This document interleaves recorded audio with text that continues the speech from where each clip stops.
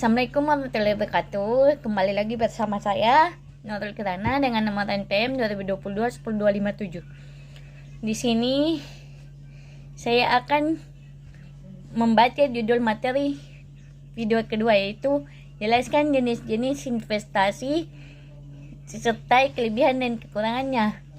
Tanggalnya itu 21 September 2023. Kesimpulan dari video tersebut adalah video tersebut memberikan penjelasan tentang 9 jenis investasi beserta kelebihan dan kekurangannya.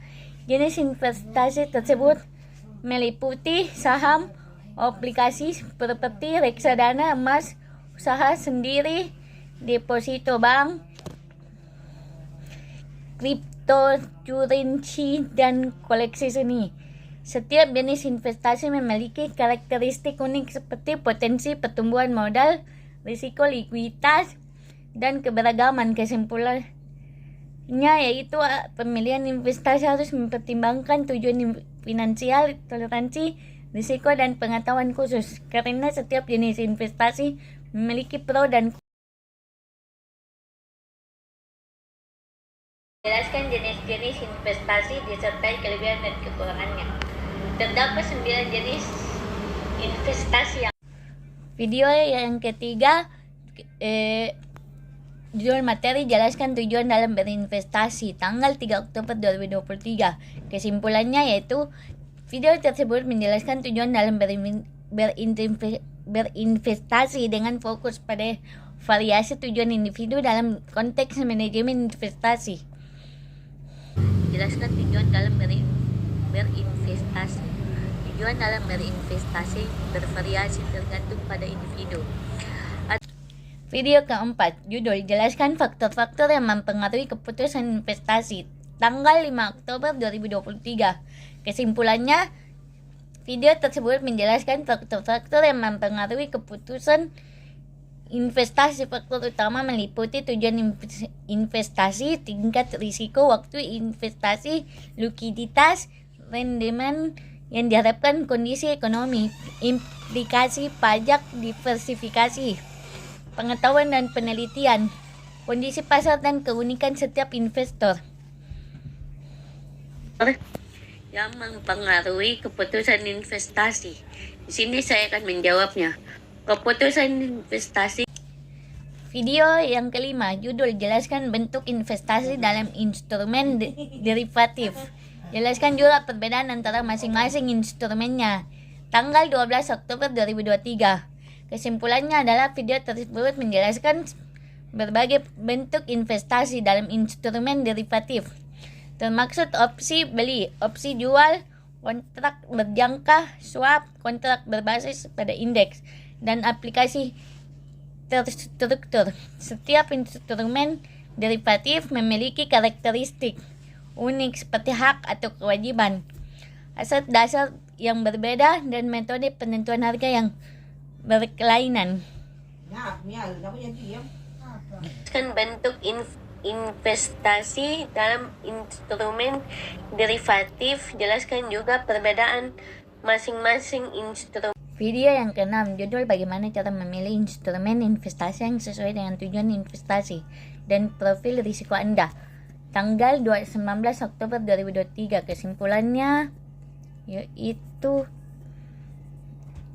pemilihan instrumen investasi harus disesuaikan dengan kebutuhan individu dan pemahaman mendalam tentang risiko dan potensi keuntungan instrumen tersebut sangat penting sebelum memulai investasi.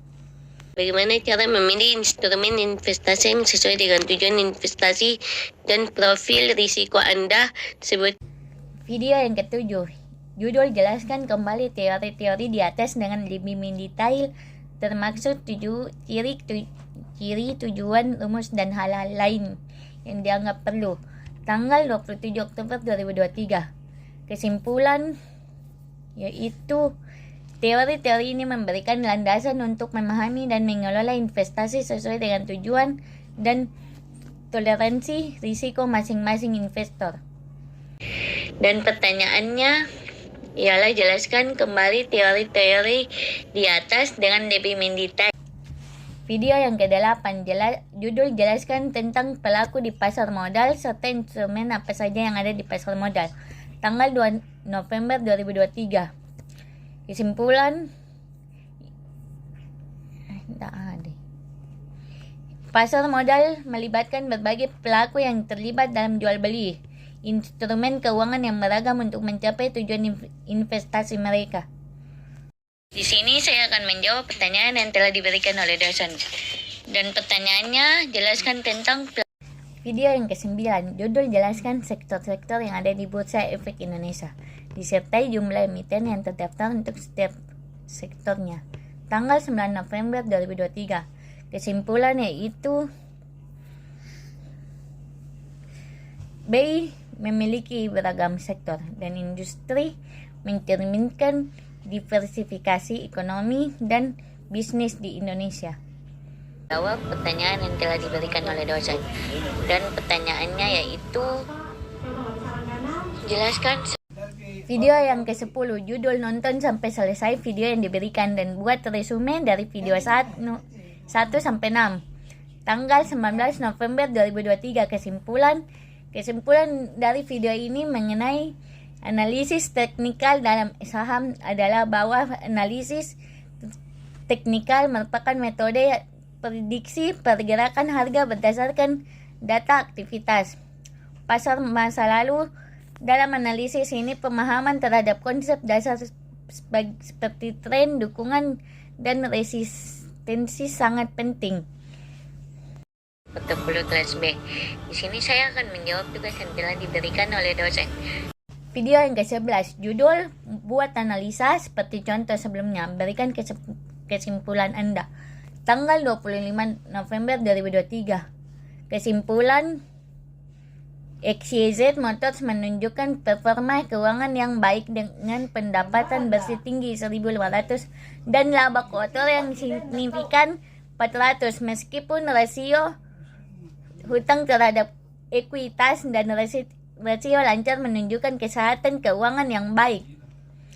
Laba bersih yang moderat 150 dan margin laba bersih yang rendah 10%. Mengidentifikasi potensi masalah biaya yang perlu diatasi. Pertanyaan yang telah diberikan oleh dosen dan pertanyaannya yaitu, video yang ke-12, judul buat penjelasan seperti contoh tentang investasi nilai kecil atau small cap value investing, strategis indeks, trading harian atau day trading, strategis kuantitatif, investasi kontrarian dan pemula dolar. Tanggal 1 Desember 2023. Kesimpulan, investasi nilai kecil fokus pada saham perusahaan kecil dengan harga rendah dan potensi pertumbuhan. Strategis indeks melibatkan investasi dalam portofolio mengikuti kinerja indeks tertentu. Day trading adalah pembelian dan penjualan saham dalam waktu singkat untuk memanfaatkan fluktuasi harga. Strategis kuantitatif menggunakan data analisis dan matematika untuk memprediksi harga saham. Investasi kontrarian membeli saham yang saat ini tidak populer, namun memiliki potensi pertumbuhan. Dollar cost averaging melibatkan investasi reguler dengan jumlah yang sama untuk minimalkan risiko. Semua strategis ini memiliki masing-masing risiko dan pertimbangan cermat diperlukan sebelum berinvestasi. Investasi nilai kecil atau small cap value investing. Video yang ke-13, judul angka yang dapat diambil dalam evaluasi kinerja dan revisi strategis dalam manajemen risiko saham. Tanggal 7 Desember 2023. Kesimpulan, dalam evaluasi kinerja dan revisi strategis manajemen risiko saham, langkah-langkah termasuk analisis kinerja historis, evaluasi risiko saat ini, perbandingan dengan benchmark, analisis diversifikasi, pembaruan tujuan dan kebutuhan, penyelesaian strategis risiko, pemantauan berkala, dan konsultasi dengan profesional keuangan. Yang dapat diambil dalam evaluasi kinerja dan revisi strategis dalam manajemen risiko saham. Video yang ke-14, judul jelaskan metode untuk evaluasi portofolio. Strap ratio, trainer ratio, Gens alpha, Sartino ratio, information ratio, triggering error beta dan alpha. Risk adjusted return round analysis, DCF, discounted cash flow, valuasi faktor. Jelaskan dengan rumus. Tanggal 15 Desember 2023. Kesimpulan, metode evaluasi portofolio melibatkan berbagai ukuran kinerja seperti strap ratio, trainer, Gens alpha, Sartino ratio, information ratio, triggering error, beta dan alpha. Ini membantu dalam mengukur keuangan, risiko volatilitas, dan berkontribusi faktor-faktor tertentu terhadap kinerja portofolio. Keseluruhan evaluasi portofolio adalah pendekatan komprehensif untuk memahami dan meningkatkan kinerja investasi. Sekian dari saya. Wassalamualaikum warahmatullahi wabarakatuh. In error, beta dan alpha risk adjusted return, drawdown